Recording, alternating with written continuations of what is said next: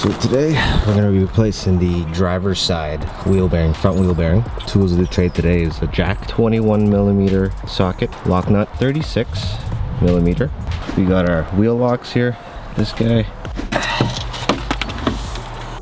hammer,